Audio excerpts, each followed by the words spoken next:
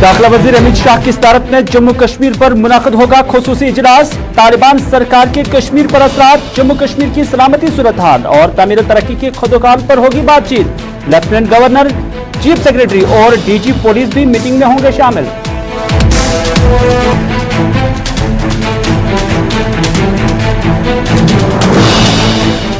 सत्तर मरकजी वुज़रा का मिशन कश्मीर आज से शुरू। 370 हटाए जाने के बाद तरक्याती मंजरनामे का लिया जाएगा जायजा। डेवलपमेंट की रफ्तार पर आवाम के सवालात, आवाम को मुतमईन करने की मरकजी वुज़रा की होगी कोशिश।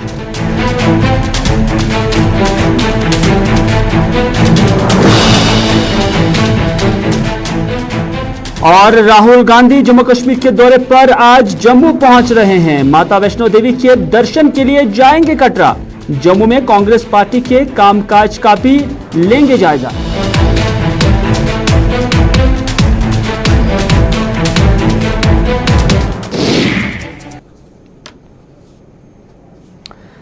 नाज़रीन आदाब, उर्दू खबरनाम में आपका खैर मकदम है। मैं हूं आपका मेजबान मीर हिलाल हांजुरी, आपकी खिदमत में हाजिर। और उर्दू खबरनाम में सबसे पहले जम्मू कश्मीर का जिक्र करते हैं, लेकिन आज जम्मू कश्मीर का जिक्र सिर्फ कश्मीर वादी में नहीं बल्कि दिल्ली के अंदर हो जाएगा। और दिल्ली के अंदर आज मरकजी दाखिला वजीर की सदारत में मुमकिना तौर पर आज ये मीटिंग हो जाएगी, क्योंकि इससे पहले कहा गया था कि इसी हफ्ते ये मीटिंग मुनक़िद होने जा रही है। क्योंकि जिस तरह से तालिबान के अंदर, अफगानिस्तान के अंदर तालिबान की सरकार आ गई है और उस सरकार के असरात जम्मू कश्मीर पर किस तरह के पड़ेंगे वो इस मीटिंग के अंदर ज़ेर गौर आने वाले मामलात में शामिल होंगे। क्योंकि आपको याद होगा कि रूस ने भी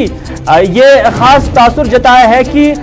जो तालिबान है उनकी जो एग्जिस्टेंस है वो कहीं ना कहीं जम्मू कश्मीर के अंदर भी बढ़ सकती है। क्योंकि जिस तरह से जैश मोहम्मद हो, लश्कर तैयबा हो या दीगर मिलिटेंट ऑर्गेनाइजेशंस के सरबराहान की जानिब से जिस तरह से तालिबान के साथ मुलाकातें हुई हैं, तो उसके पेश नज़र, इन खदशात के पेश नज़र इस चीज़ को रूल आउट नहीं किया जा सकता है कि उसके असरात जम्मू कश्मीर पर भी मुरतब हो सकते हैं। मुल्क की जो खुफिया एजेंसीज हैं उनकी जानिब से भी बाज़ाब्ते तौर पर मुल्क की क़यादत और जो सिक्योरिटी एजेंसीज हैं उन्हें मुतनबे किया गया है कि ऐसे खदशात को जेर नजर रखा जाए और उस पर फौरन से पेशतर सिक्योरिटी को टाइट किया जाए और खासतौर पर जितने भी बॉर्डर्स हैं वहां पर खासी नजर रखी जाए। लेकिन इस मीटिंग में जो मुमकिन तौर पर आज ही मुनक़िद होगी और ज़राई का अगर भरोसा किया जाए तो बाद दोपहर ये मीटिंग हो सकती है। और इसमें न सिर्फ तालिबान बल्कि अंदरूनी सलामती जो है उसके तमाम पैरास को देखा जाएगा, परखा जाएगा। और जम्मू कश्मीर की जो क़यादत है, लेफ्टिनेंट गवर्नर और उसके साथ साथ डीजी पुलिस,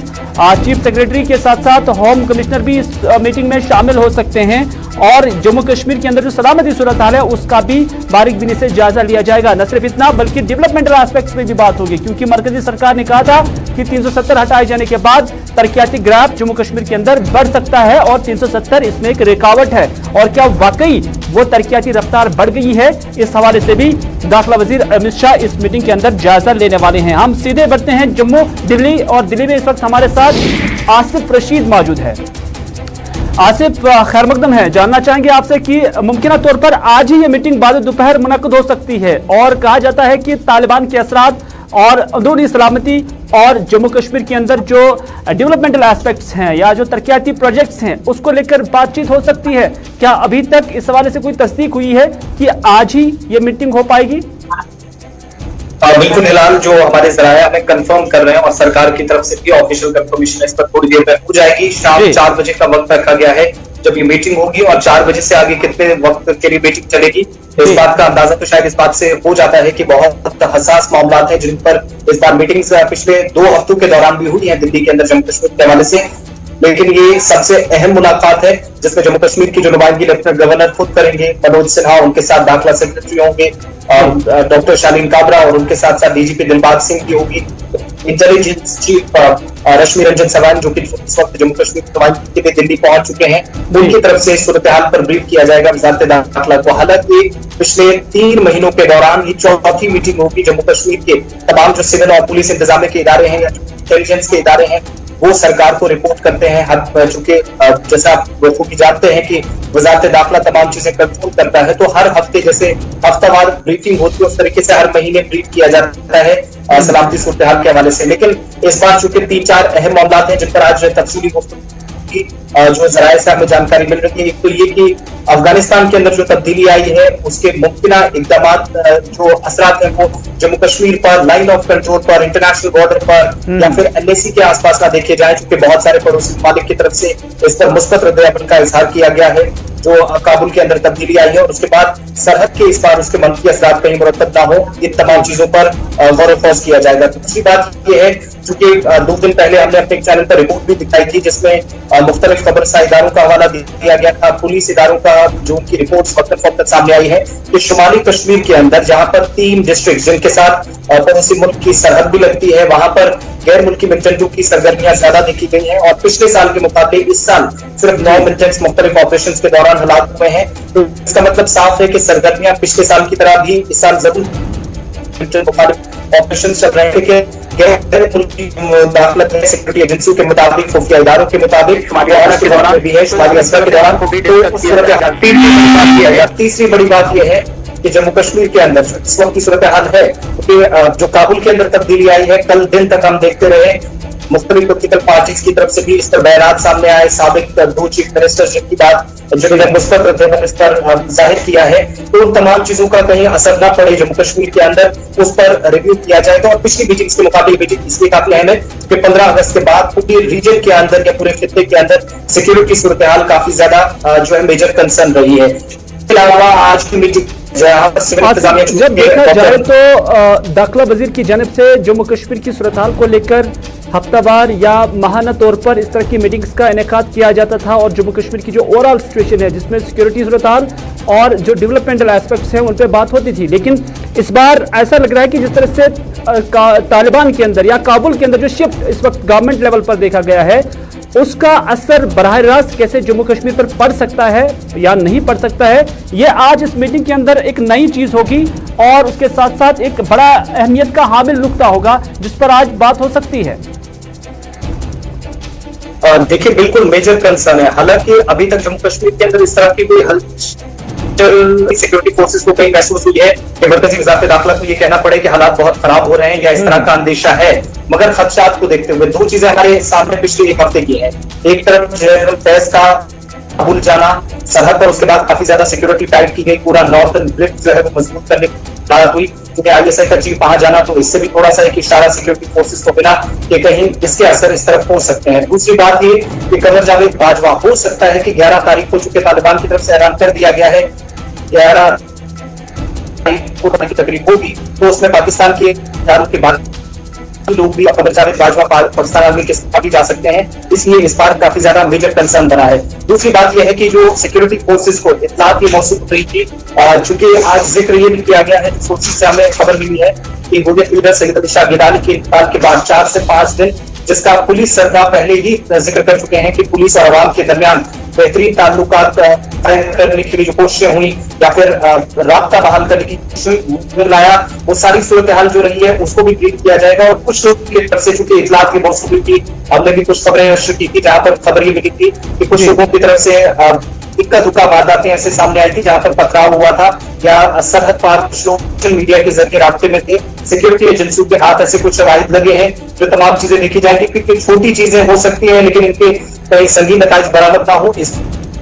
बहुत बहुत शुक्रिया आसिफ, बहुत बहुत शुक्रिया आसिफ, दिल्ली से पूरी जानकारी देने के लिए। काफी अहमियत की हामिल ये मीटिंग है जो दाखिला वजीर अमित शाह की सदारत में मुनक्कद होने जा रही है। जम्मू कश्मीर इसमें मेन एजेंडा है, जम्मू कश्मीर का सिक्योरिटी सिनेरियो इसमें मेन एजेंडा है। तरक्याती सरगर्मियों को लेकर, तरक्याती प्रोजेक्ट्स को लेकर, उसकी अमलावरी को लेकर बात तो होगी, लेकिन तालिबान के असरात किस तरह से जम्मू कश्मीर पर पड़ सकते हैं, क्या पड़ भी सकते हैं या नहीं भी पड़ सकते हैं। और साबिका वज़राए आला की जानिब से, चाहे डॉक्टर फारूक अब्दुल्ला हो या महबूबा मुफ्ती हो, उनकी जानिब से जो एक फर्टाइल बयान दिया गया है तालिबान के तई कि अगर वो इस्लामी उसूलों पर, शरई उसूलों पर चलते हैं तो उसके बाद वो एक मिसाली सरकार पेश कर सकते हैं। तो आसिफ का मानना है या बाज मुबसरीन का भी ये मानना है कि ये कहीं ना कहीं ये चीज़ें जो हैं दाखिला वजारत की इस मीटिंग में ज़ेर बहस आ सकती हैं, क्योंकि ये एक नरम रवैया तालिबान के तई कहीं ना कहीं न सिर्फ जम्मू कश्मीर के अंदर बल्कि मुल्क के अंदर भी इस तरह की आवाज़ें हमने देखी हैं। तो इस तरह से एक मेजर कंसर्न जो है आज की इस मीटिंग में तालिबान और अंदरूनी सूरत हाल, सलामती सूरत हाल, उस पर बातचीत हो सकती है।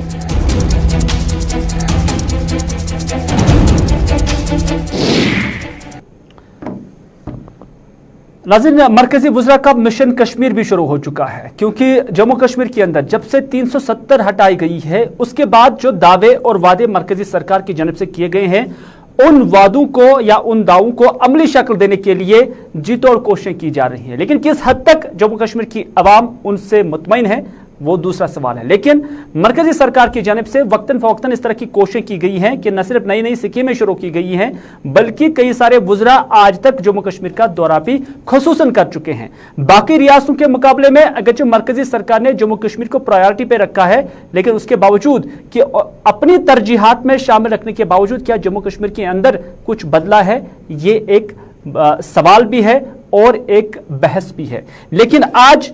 मुतअद्दिद वुज़रा पर मुश्तमिल एक वफ्द जो है जम्मू कश्मीर के दौरे पर आ रहे हैं और डॉक्टर जितेंद्र सिंह भी इस दौरे में शामिल होंगे, हालांकि वो यहीं पर है।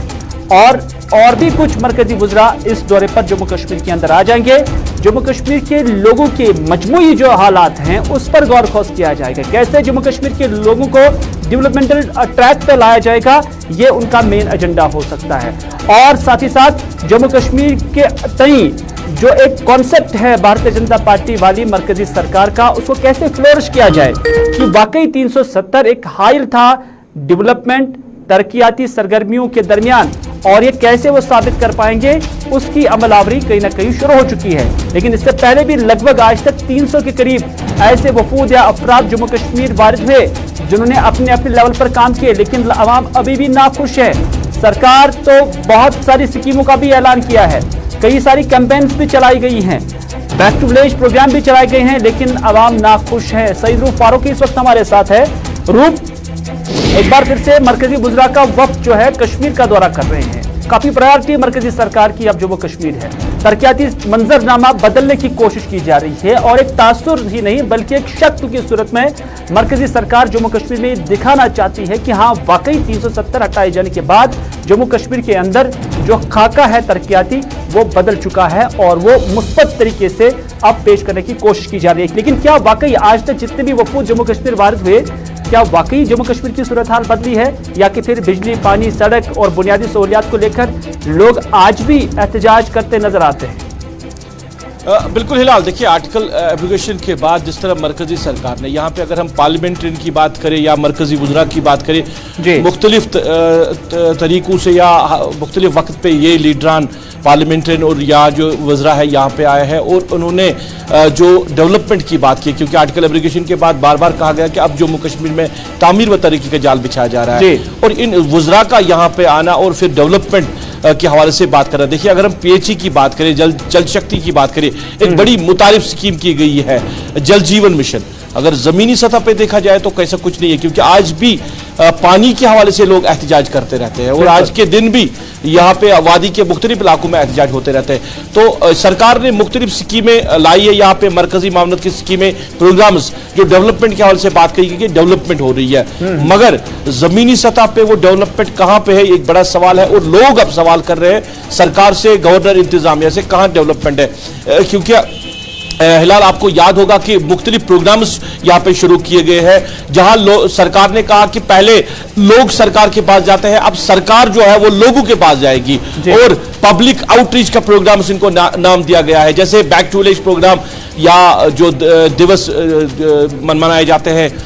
ब्लॉक दिवस जैसे प्रोग्राम मनाए जाते हैं। मगर बैक टू विलेज 3 प्रोग्राम्स किए गए हैं। लोग, कल भी मैं आउटशूट पे था, लोगों ने सिर्फ यही बात की कि एक खाली फोटो सेशन था, कुछ नहीं। अगर लोगों ने वहां पे जो उनकी रोजमर्रा की डिमांड्स है उनको रखा था कि यहाँ पे काम हो जाए, तो 0% भी बैक टू विलेज प्रोग्राम्स में हम ये कह सकते हैं कि पार्लियामेंट्री कमेटीज भी आई हैं और खुद भी आपने देखा कि जो पार्लियामेंट्री कमेटी बराए सेहत जम्मू कश्मीर के दौरे पर थी, यहाँ पर उन्हें सारे मालूमात इकट्ठे किए और मीटिंगों में उन्हें यही बताया गया कि जम्मू कश्मीर का हेल्थ सेक्टर काफ़ी ऊपर है। लेकिन जब हम ग्राउंड जीरो पे जाते हैं तो आपने ही वो हॉस्पिटल की कहानी सुनाई खईपुरा टंगमर की, कि जहाँ पर 2 बजे तक भी डॉक्टर साहब नहीं आए हुए थे। तो इस तरह से नंबर शुमारी काफ़ी कागजात में नजर आ रही है, लेकिन जब ग्राउंड पे देखते हैं कहीं पर नजर नहीं आते हैं। और यही वजह है कि लोग एलिनेशन लोगों की बढ़ जाती है, यही वजह है कि मरकजी वुज़रा ऐसे लोगों को यकीन दहानी करते हैं, लेकिन फिर जिन अफसरान को डिलीवर करना होता है, क्योंकि मरकजी सरकार के वुज़रा हर बार आपके घर नहीं आएंगे, वो ऑर्डर और आपका जो भी फैसला होगा वो आपको लिखित में नहीं देंगे, क्योंकि ग्राउंड जीरो पर वो ऑफिशियल्स को करना होता है। और ऑप्शन को लेकर कश्मीर के अंदर यही तासुर है कि अफसरशाही सर चढ़ कर बोल रही है। बिल्कुल हिलाल, देखिए जो अफसरशाही है वो सरकचर बोल रही है, और जो ये प्रोग्राम्स जिनकी हम बात कर रहे हैं, देखिए मैन और मशीनरी इनमें इस्तेमाल की गई है। आपने दफ्तर बंद रखे हैं और सारे जो अफसरान हैं वो उन इलाकों में गए हैं जहां पे प्रोग्राम्स को इनकाद किया गया। फोटो सेशन, खाना पीना और कुछ नहीं। क्योंकि मैं हाल ही में बताऊं, जिला बड़गाम के एक दूरदराज इलाके में डिस्ट्रिक्ट एडमिनिस्ट्रेशन गई थी, इसी तरह का एक प्रोग्राम जो पब्लिक आउटरीच प्रोग्राम फॉरफ्लंग एरिया में करने गई थी। वहां पे लोगों ने जो कंसर्न अथॉरिटीज थी, डिस्ट्रिक्ट के इंतजामिया थी, उनसे कहा कि सर यही डिमांड जो हमने पिछले पहले बैक टू विलेज प्रोग्राम में रखी थी, तब से लेकर अभी तक कुछ नहीं हुआ। आज हम दोबारा से 4-5 महीने के गुजरने के बाद भी दोबारा आपकी नोटिस पे ला रहे हैं, कुछ नहीं हुआ। फिर जो अथॉरिटीज वहां पे थी, जो ऑफिशियल्स वहां पे गए थे, उन्होंने कहा था कि ये प्रोग्राम जो आज का है ये मीडिया में न दिया जाए, मीडिया में इसको नहीं लाना चाहिए, क्योंकि लोगों की डिमांड जो है वो वही की वही है। यही हालत है, यही सूरत हाल है ग्राउंड की, जहां पे बड़े बड़े नारे जरूर दिए गए हैं डेवलपमेंट को लेकर, मगर जमीनी सतह पे कोई तब्दीली जो है वो देखने को नहीं मिल रही। बार बार कहा जा रहा है कि पिछले 70 सालों से जिन लोगों ने हुकूमत किया उन्होंने जम्मू कश्मीर में कुछ नहीं किया है, मगर अब जब 70 साल को छोड़कर हम आर्टिकल एप्लीकेशन है 2019 से लेकर अभी तक की बात कही, कोई तब्दीली नहीं आई है, खाली नाम को बदले गए। हम देख रहे हैं कि पब्लिक, आम लोग तो नाराज हैं ही, लेकिन जो चुनिंदा नुमाइंदे थे, जो पंचायत के मेंबरान थे, सरपंच थे, पंच थे, और उसके साथ साथ जीडीसी के जो मेंबरान थे, वो भी काफी नाखुश नजर आ रहे हैं। वो भी कहते हैं कि जो कुछ कहा गया था वो कहीं पर है नहीं। नतीजा ये है कि वो भी कुछ डिलीवर नहीं कर पाते हैं। सरकार ने जो आश्वासन उन्हें दिया था, उन्हें भी लगता है कि वो भी जो है कहीं ना कहीं अब निशाना बन रहे हैं पब्लिक की नजरों में। बिल्कुल, देखिए उनको वो इंतखाबात में हिस्सा उन्होंने लिया है, और उनको कहा गया था कि आप ग्राउंड जीरो पे जो डेवलपमेंट करनी है वो आप करेंगे, और आपको बाज़ार तौर पर उसके लिए फंड्स रिलीज किए जाएंगे, आप लोगों से वोट ले लो। वो आ गए, उन्होंने इलेक्शन कॉन्टेस्ट किया, जीत कर आए, और तब से लेकर बेशतर इलाकों में वो लोग तो बंद कमरों में ही रहते हैं, उनको अलाउ नहीं किया जाता बाहर जाने के लिए। और अब जो लोग बाहर है, ग्राउंड पे है, वो 1% भी उन्होंने काम नहीं किया है, जिसकी वजह से उनको भी अब पब्लिक का सामना करना पड़ रहा है, और पब्लिक कहीं ना कहीं उन पे। बिल्कुल, बहुत बहुत शुक्रिया आपका, क्योंकि हम देख रहे हैं कि इस तरह के वुज़रा का दौरा जम्मू कश्मीर का खुशाइन तो है ही, लेकिन यह खुशाइन तभी जमीनी स्तर पर या असली मानों में इसे समझा जा सकता है जब पब्लिक की जो ग्रीवेंसेस है वो एड्रेस हो जाए, वो हल हो जाए, वरना उन्हें सिर्फ वादे पे वादे दिए जाएंगे और उसके बाद जमीनी स्तर पर कुछ सूरत हाल या तस्वीर नहीं बदलेगी। तो फिर ये कह सकते हैं कि इन दौरों पर जो खर्चा आता है वो भी आवाम के चंदे से ही या आवाम के टैक्स से ही किया जाता है, और ये फिर सरकारी खजाने आमरा पर एक बोझ बन सकता है।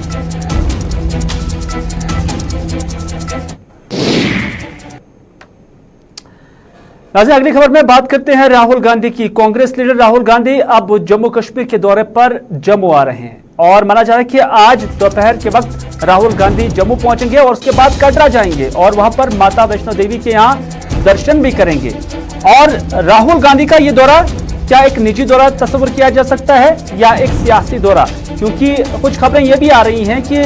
राहुल गांधी जम्मू के अंदर पार्टी लीडर से मुखातिब भी होंगे, उनके साथ बातचीत भी करेंगे, और जम्मू कश्मीर कांग्रेस यूनिट की जो अभी तक का कामकाज है उसका भी वो जायजा ले सकते हैं।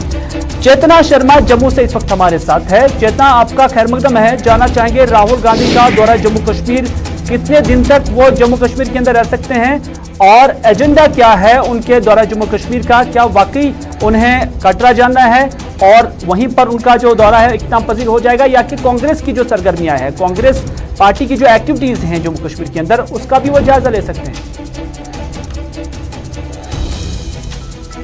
आ रही है उसमें यही कहा जा रहा है कि 2 दिवसीय जम्मू के दौरे पर राहुल गांधी यहाँ पर आए हैं और आज 12:20 पर जम्मू एयरपोर्ट ही पहुंचने वाले हैं। और उसके बाद जिस तरह से पार्टी प्रवक्ताओं की अगर बात करें, जो उनकी तरफ से जो बात कही जा रही है उसमें यही बताया जा रहा है कि एक तरह से धार्मिक दौरा है, यानी कि आज माता वैष्णो देवी के दरबार में जाकर दर्शन करने वाले हैं राहुल गांधी और पैदल यात्रा करेंगे। और उसके बाद ये भी कहा जा रहा है कि रात की जो लाइव आरती वहां पर होने वाली है उसमें भी उन्हें पूर्ण रूप से हिस्सा लेने वाले हैं। लेकिन फिर वही जहाँ पर विपक्ष की बात करते हुए आम जनता की बात कर रहे हैं,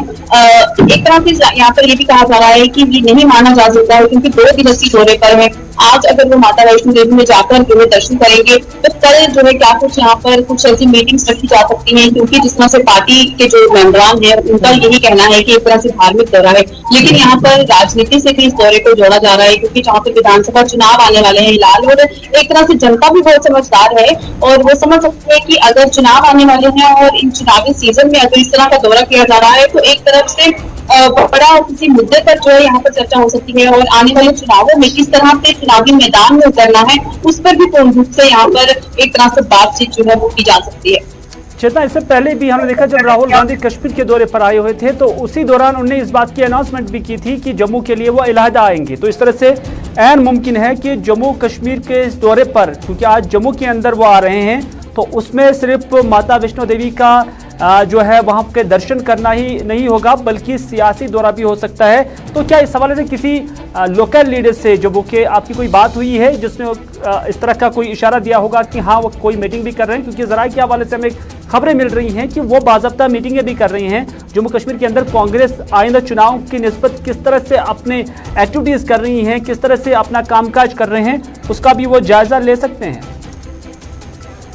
बिल्कुल बिल्कुल यार, जहाँ पर 370 हटने के बाद आज ये दूसरा दौरा जो है राहुल गांधी का होने वाला है। इससे पहले भी यहाँ पर आ चुके हैं, लेकिन जिस तरह से ये दौरे को एक तरह से धार्मिक दौरे का ही रूप जो है यहाँ पर बताया जा रहा है, लेकिन इस पर विश्वास करना एक तरह से सही नहीं है, क्योंकि जहाँ पर पहले भी कांग्रेस पार्टी की एक बड़ी मीटिंग यहाँ पर हो चुकी है, तमाम बड़े नेता जो है उसमें शिरकत कर चुके हैं, और एक तरह से क्योंकि देखिए चुनावी सीजन में हर एक पार्टी अपनी पूरे प्रयास कर रही है कि चुनावी मैदान में किस तरह से उतरा जाए और किस तरह से रणनीतियां जो है वो बनाई जाए, किस तरह के षड्यंत्र जो है यहाँ पर अपडेट किए जाए कि एक तरह से जीत जो है वो हासिल की जाए। क्योंकि चुनावों की बात करते हैं, हर एक पार्टी इसी मंथन से जो है चलती है कि आगे कौन से ऐसे मुद्दे रह सकते हैं, किस तरह से पूर्ण रूप से ऐसा लग रहा है कि एक संज्ञान लेने के लिए यहाँ पर आ रहे हैं, क्योंकि जिस तरह का हाल जो है कांग्रेस पार्टी का रहा है पिछले चुनावों की अगर बात करते हैं। बिल्कुल चेतना, आपका बहुत बहुत शुक्रिया। चेतना, बहुत बहुत शुक्रिया पूरी जानकारी देने के लिए। राहुल गांधी के दौरा जम्मू के हवाले से चेतना शर्मा जम्मू से अपडेट कर रही थी। 12:30 बजे के आसपास राहुल गांधी जम्मू पहुंच रहे हैं और उसके बाद पैदल यात्रा काटरा की जनब करेंगे और वहां पर माता वैष्णो देवी के दर्शन करेंगे, और उसके बाद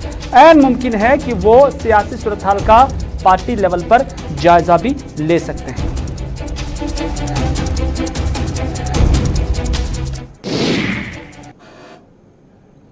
नाज़रीन, अगली खबर में बात करते हैं सौरा की, क्योंकि सौरा के अंदर एक शॉपिंग कॉम्प्लेक्स है जहां से आग नमूदार हुई है और इस आग ने आनंद फानन में 3 दुकानों को अपनी लपेट में लिया है। और ऐनी शाहिदीन के मुताबिक आग काफ़ी भयानक थी और उस पर काबू पाने की फौरन से पेशतर कोशिश की गई है, लेकिन जब तक आग पर काबू पाई गई तब तक 3 दुकानें खाकस्तर हो चुकी हैं। और इन 3 दुकानों में एक बेकरी शॉप भी शामिल है, एक बार्बर की शॉप भी है और एक मोबाइल फ़ोन शॉप भी यहाँ पर इसमें शामिल बताया जा रहा है। और कहा जा रहा है कि लाखों रुपए मालियत का नुकसान भी इस आग की वारदात में यहाँ पर हुई है। और यहाँ न सिर्फ मकामी लोगों ने बल्कि जम्मू कश्मीर पुलिस और फायर एंड इमरजेंसी जो सर्विसेज हैं उन्होंने बर वक्त कार्रवाई करते हुए आग को मजीद फैलने से बचाया।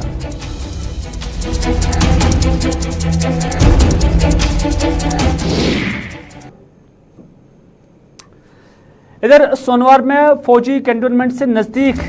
जो रहने वाले लोग हैं उनका कहना है और उनकी शिकायत है कि फौजी कैंटोनमेंट से जो कूड़ा आता है, जो गार्बेज आता है, उसे यहाँ रिहायशी इलाके में डाला जाता है, जो उनके बकौल कानून के भी मुखालिफ है और उसूलों के भी मुखालिफ है। मकामी लोगों का मानना है कि यहाँ रिहायशी इलाके को डंपिंग साइट में तब्दील किया गया है। उनका ये भी कहना है कि म्यूनसिपल हुकाम की जानिब से या कंसर्न अथॉरिटीज़ की जानिब से पहले ही उन जगहों की निशानदेही की गई है, उन जगहों को मुंतखब किया गया है जहां पर डंपिंग साइट्स है, लेकिन वहां पर नहीं डाला जाता है बल्कि इसे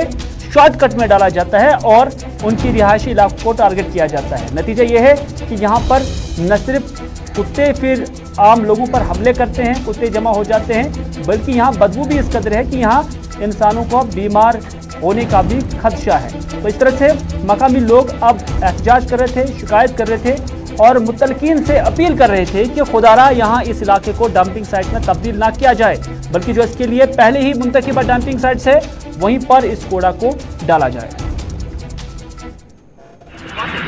मैं यहाँ का बस्तिंदर हूँ, तो ये सारे यहाँ पर रहते हैं। ये एक्चुअली जो कंटोनमेंट एरिया के अंदर आता है, ये एरिया जो है ये कंटोनमेंट एरिया के अंदर आता है। This is beyond Srinagar municipal area. अब इसमें क्या है कि इसमें जो कलेक्शन ऑफ सॉलिड वेस्ट है, इनका एक ऑलरेडी एक नेटवर्क चल रहा है, जिसमें इनकी कुछ लोकेटेड पॉइंट्स है, कुछ लोकेशंस है जहाँ पर इनका डिस्पोजल, इनका जो वेस्ट मटेरियल जो आता है, डोमेस्टिक वेस्ट और सॉलिड वेस्ट जो आता है, वो उन लोकेशंस पर जाता था और वही नेटवर्क चल रहा था। और वो डिविजनल कमिश्नर, वर्दी डिविजनल कमिश्नर के साथ मीटिंग में भी हुआ था कि वहाँ पे कि श्रीनगर म्यूनिसिपल कॉरपोरेशन जो है, क्योंकि इनके पास उतना इंफ्रास्ट्रक्चर नहीं है, तो श्रीनगर म्यूनिसिपल कॉरपोरेशन जो है वो ट्रक्स डिप्लॉय करेंगे अगेंस्ट देयर पेमेंट्स, राइट। तो ये नेटवर्क ऑलरेडी चल रहा था। अब इन्होंने क्या किया, परसों 10-12 दिन से इन्होंने रिलोकेट कर रहे हैं ये,